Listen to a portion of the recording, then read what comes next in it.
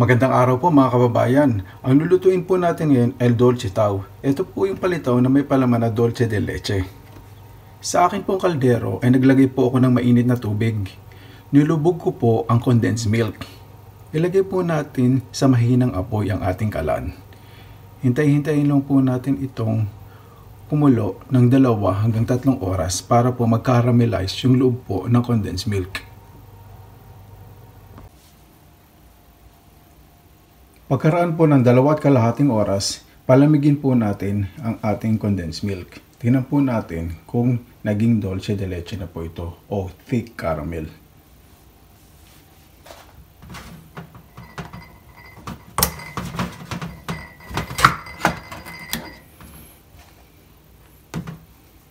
Ayan po. Makikita po ninyo talagang thick na caramel na po siya. Kung 3 oras nyo pa po ito yung pakukuluan, siguradong mas thicker pa po siya, mas malapot. Pwede na po natin itong palaman sa ating palitaw. Pwede nyo rin pong gamitin to sa ibang recipe. Sa atin naman pong mixing bowl, maglalagay po tayo ng glutinous rice flour. Ito po yung giniling na malagkit. Powder na po siya. Maglalagay po ako dito. Meron po akong 400 grams. Depende po sa inyo kung gaano karami po ang inyong gagamitin. Lagyan lang po natin siya ng 1 tasang maligamgam na tubig. Parang gagawa lang po tayo dito ng bread dough.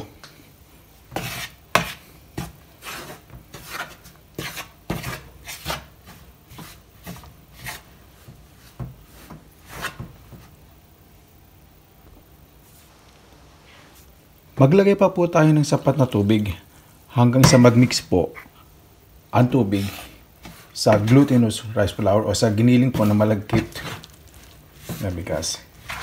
Tayin lang po natin itong lumagkit ng maayos para po tayong gumagawa ng cake dough.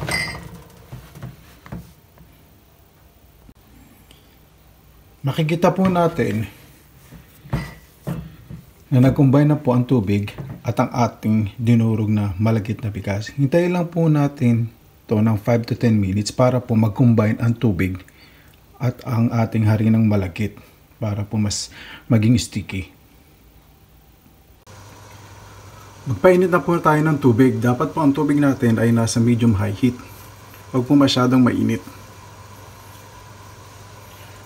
Medyo malagkit na po ang ating galapong. Pag po dapat pa siya daw malagkit dahil ito ay masyadong malambot. I-roll lang po natin. Depende po sa laki kung ano pong gusto niyo.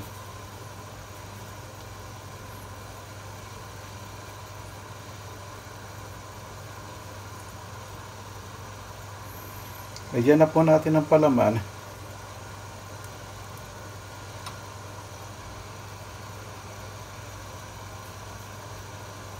At ikot lang po natin mabuti. Wag po natin masyadong pipigain dahil baka lumabas po yung ating palaman. Kaya lang po, dahan-dahan lang po.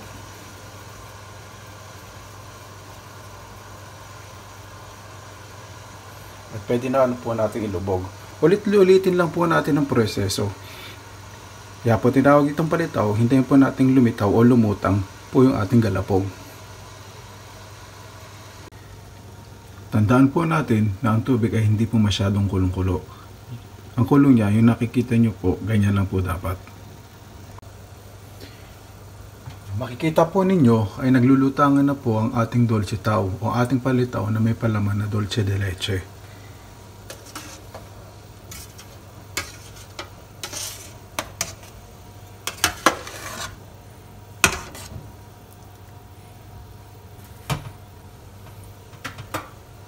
Hihintayin ko pa pong lumutang po ng husto para lutong-luto po yung ating galapong.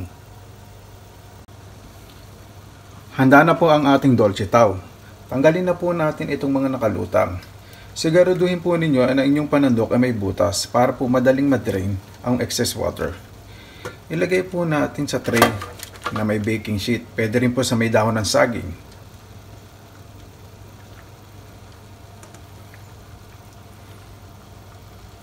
Napakaganda po ng itsura niya kasi medyo shiny po.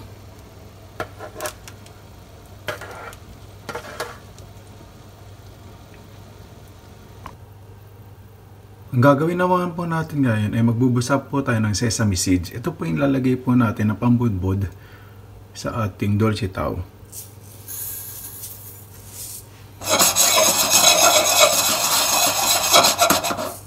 Hintayin lang po natin siyang medyo mag golden brown.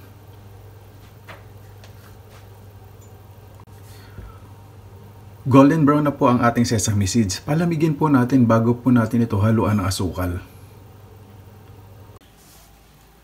Nalamig na po ang ating sesame seeds. Lagyan na po natin ito ng asukal. Haluin po natin mabuti.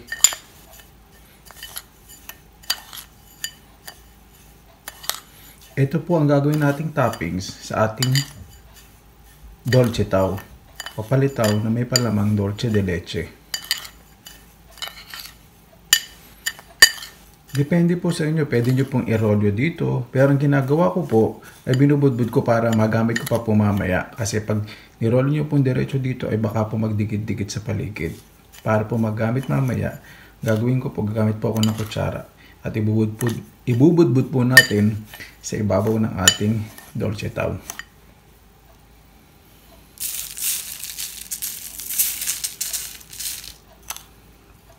Handa na po natin ang ating tsaa o kape. Napakasarap po nito. Pang merienda. Pwede rin pong pang negosyo. Maraming salamat po sa inyong oras at panonood. Sa iba pa pong recipe, bisitahin nyo lang po ang Pinilakang Lakbay channel. Kain po tayo. Magandang araw po sa inyong lahat.